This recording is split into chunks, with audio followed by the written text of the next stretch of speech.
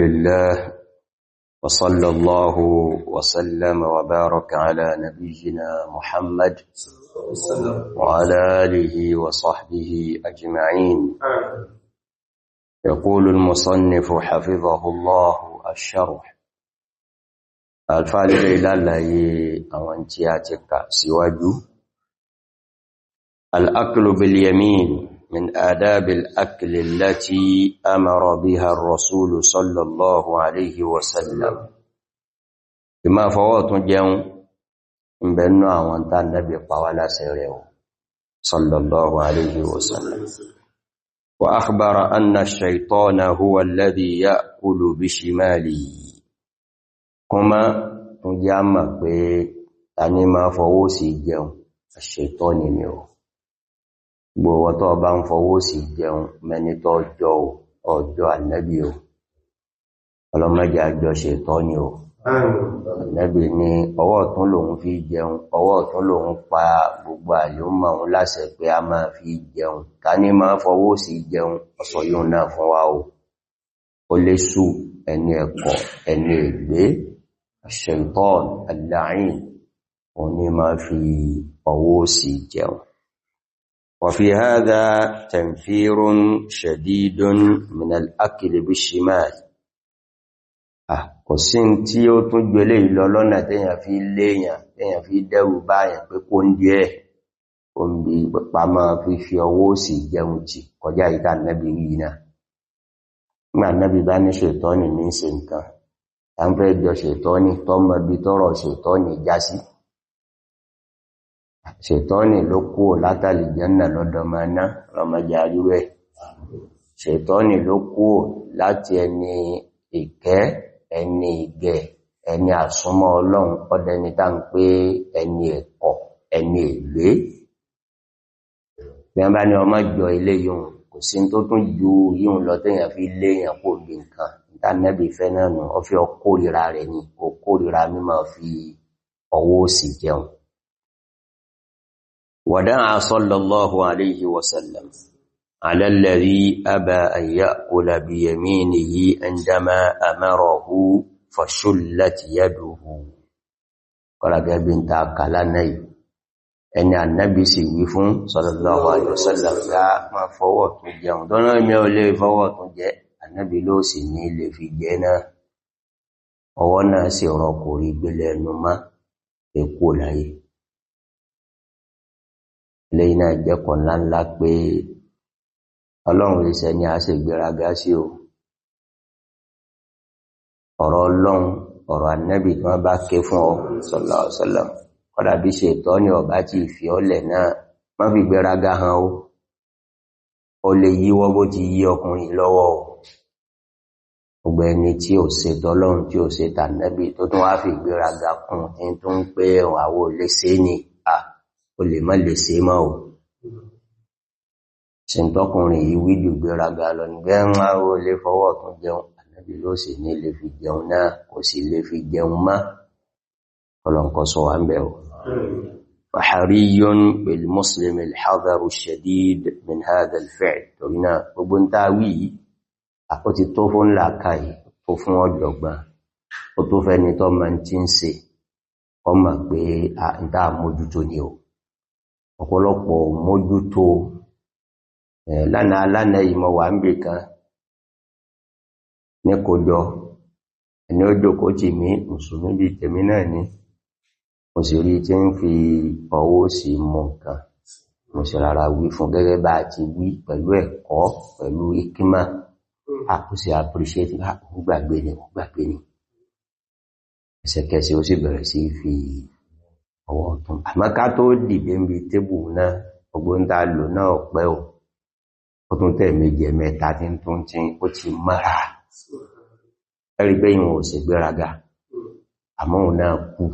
kù sí ibi tí àfáàwì àkàkún inú tó yá kàkún gbogbo ń tànẹ́bì bá wí àgbọ̀dọ̀ kàkún kò sí tó ṣe fojú rí náà ní ọ̀rọ̀ Ọlọ́run àti tànẹ́bì sallallahu alaihi wasallam ọ̀pọ̀lọpọ̀ kàkún ni irú ẹni ẹsẹ̀kẹsẹ̀ tí mo wí fún náà ló ti change àmọ́ ó tún tẹ́ méje mẹ́ta ní lẹ́nu gbà náà tí ń tún ṣe bí ó ti máa látẹ́lẹ̀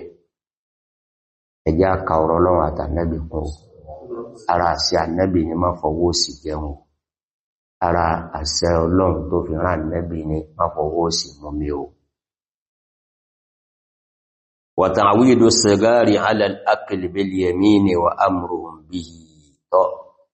èyí tó wá rẹ̀ bùlùwọ̀ yìí tó bá wọ̀ yìí májọ bá wọn ọmọ rẹ̀ o alfáà ní bí tí ẹ bá lè táàmà kìlọ̀ fún lẹ́ẹ̀mẹ́wàá tó ti di bárakú fún ọ̀ntọ́lọ́wọ̀n ọ̀fẹ́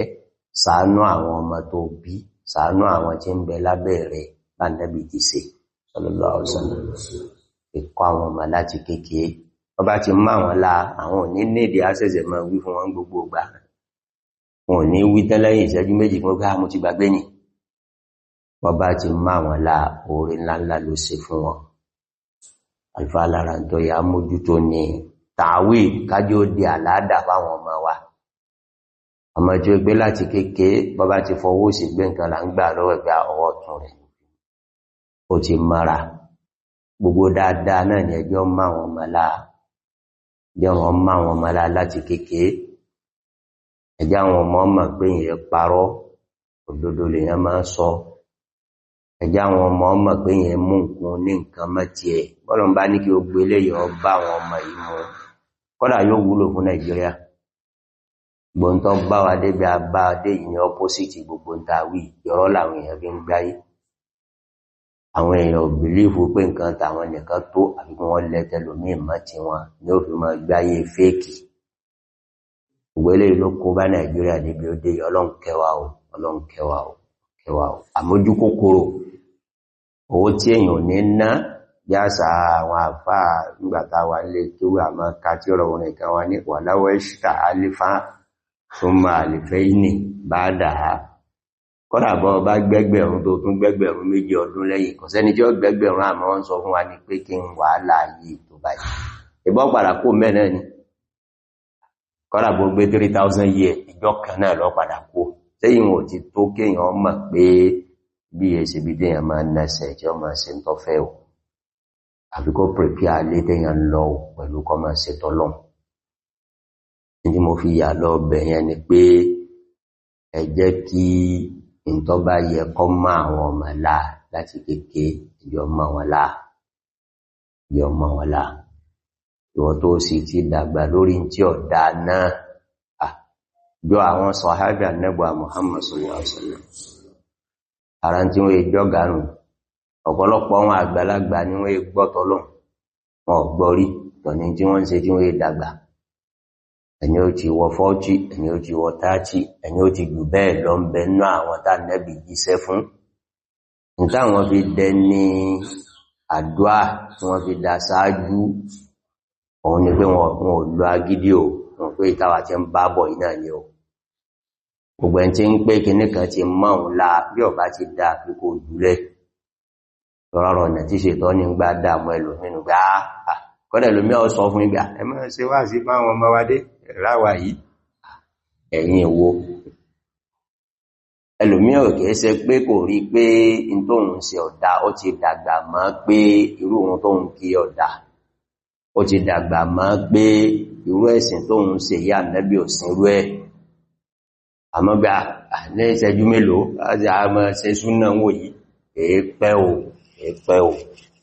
ọgbà àwọn tẹ́ ń gbọ́ àwọn sọ̀hábà nẹ́bí sallallahu alaihi wasallam púpọ̀ nínú wọn àgbàlagbà ni wọ́n kéwò àgbàlagbà wọn gbọ́ wà sí o tí wọ́n yàtọ̀ tọ́lọ̀ fi tì wọ́n wájú tí wọ́n fi dẹni àánú ẹni tá máa gbé gẹ́gẹ́gẹ́ láyé àti lálìkìyàmà wọn la ìgbàgídé o kéèyàn mọ̀ pé àìdàgbà kọjá tí ọ̀dá káfílẹ̀ o àìdàgbà kọjá kárí ń tọ́ dá kásì máa ṣe o tọ́ ta'widu as-sigari 'ala al-akli bil-yamin wa amruhum bihi kọ́dà ká máa pa àwọn ọmọ wọ̀nyí láṣẹ tàbárí pọ̀ dá ká máa pa wọ́n láṣẹ rẹ̀ torí bẹ́ẹ̀ bá gbàgbé bí wọ́n bá pa wọ́n láṣẹ tó dá àwọn kan bẹ́ńtà tí wọ́n pa wọ́n lè jẹ́ ọ̀dá wọn ó sì dáhùn ẹni tí ó bá tọ́ ma ti ẹ̀ lọ́nà tó dá títí ń bẹ́ńlẹ̀ tí ó bá tọ́ assembly ń bẹ́ńlẹ̀ tí ó bá tọ́ abẹ́ bíríjì ń bẹ́ńlẹ̀ tí ó bá tọ́ àmọ́ bí wọ́n bá ti rescue àwọn ọmọ tí ẹ̀ tó ti gbìn kan sí wọn láà arábìnrin bá ń sẹ́wọ́ sí wọn ta wọn ni dáàdì ni a mọ̀ sí rẹ̀ mọ́mí èsì bá wọn àmọ́ ká rí káwọn ọmọ orí pé àwọn wà empty kò ń kàgbọ́ wá fílì àwọn pẹ̀lú tó bá wù àwọn ọbọ̀ fílì ẹ̀ o tí wọ́n wá fílì lára ọmọ rẹ̀ yìí kò ní padà dùn mọ́ orí ẹ̀ làwọn àfáà ṣe ń ké Ànábì ṣe ké pé láti kéèké ni ẹ ti fi dáadáa kọ́ àwọn ọmọ yẹn o kama fa'ala rasulu sallallahu alaihi wasallam òwí bẹ́ẹ̀ ṣe bẹ́ẹ̀ l'Ànábì òwí lẹ́nu lásán àfá ní kama fa'ala rasul ẹbẹ́ gbọ́ kí bá Ànábì náà ti ṣe nù Ànábì ń wí fún Umaru ibn Abi Salama ọmọ tí ń kàn gbọ́dọ̀ rẹ̀ òǹkó bí sallallahu alaihi wasallam síbẹ̀ náà ó observe tí ọ̀dá tí ń ṣe ó sì correct rẹ̀ ẹjá ọ̀nà òmójútó inú tọ́lọ́wọ́ bí wá ní o al-fawaid àwọn àǹfààní tààrí mú ní o al-ula alákọ̀ọ́kọ́ an-nahyu 'an al-akli bish-shimal Ànábì kọ̀ ká máa fọwọ́ sí jẹun o àtúnwí repeatedly o gbẹ̀ntí nǹkan kí nǹkan mẹ́lá mùsùlùmí fọwọ́ sí jẹun o mùsùlùmí fọwọ́ sí mú mí o àbí nǹkan míì wa du'a'u ar-rasuli sallallahu alayhi wa sallam 'ala alladhi lam ya'kul bi yaminihi a sì tún rí kàná kọ́dẹ̀ ẹni tó sì gbéraga pé òun ò lè fọwọ́ tún jẹun Ànábì sí pé fún pé ó sì ní lè fi jẹun bá Ànábì ti jó aláàánú tó ìtẹ́yàn bá fi wá ṣe tí èdè sáàwò èpè lọ́dọ̀ Ànábì kèsì nǹkan kéèkéé o má fojú kéèkéé mú o ọba ìpẹ́ tí ó ṣe pàtàkì tó bá wọn ni a ìṣẹ́jú mélòó aláàánú l'Ànábì sallallahu alaihi wasallam àmọ́ ó jẹ́ àmà pé ó ṣe pàtàkì ni o athaniya ẹlẹ́kejì anna fihi mushabahata lish-shaytan ma fọwọ́ sí mọ́mí ma fi jẹun ẹni bá ń ṣe bẹ́ẹ̀ kọmẹ́ntó ń jọ o alọ́jọ́ jama shaytan ẹni ẹ̀kọ́ ẹni ègbé ọlọ́mọjà gbé o wọ́n sì wá lẹ́ni ègbé o wọ́n sì wá lẹ́ni ẹ̀kọ́ o àmọ́ káwa náà mọ́ wùwà ẹni ẹ̀kọ́ káwa náà mọ́ wùwà ẹni ègbé الثالثة ẹlẹ́kẹta استحباب أن يأكل الإنسان مما يلي إن كان الطعام نوعا واحدا إنه كان النبي فيه فاتي كانوا حديث عمر ابن أبي سلمة òní pé bọ́bá ẹ̀kọ́ oúnjẹ tí ń bẹ wájú rẹ̀ irú oúnjẹ kan náà ni èsè pé wọ́n gbé ẹ̀kọ́ sẹ́gbẹ́ ọ̀tún wọ́n gbé àkàrà sẹ́gbẹ́ òsì wọ́n gbé omi sí iwájú èyí hùn bọ́bá mùkọ lẹ́gbẹ́ ọ̀tún o lè má kàrà lẹ́gbẹ́ òsì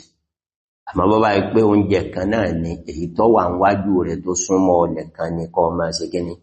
omi ọba jẹ́ o Ànábì jẹ́ pàṣẹ fún Umar ibn Abi Salama náà ọlọ́mọ́sáàjì owúlò fáánà wa sallallahu wa sallim wa barika ala nabiyyina Muhammadin wa alihi wa sahbihi ajma'in wa iyyakum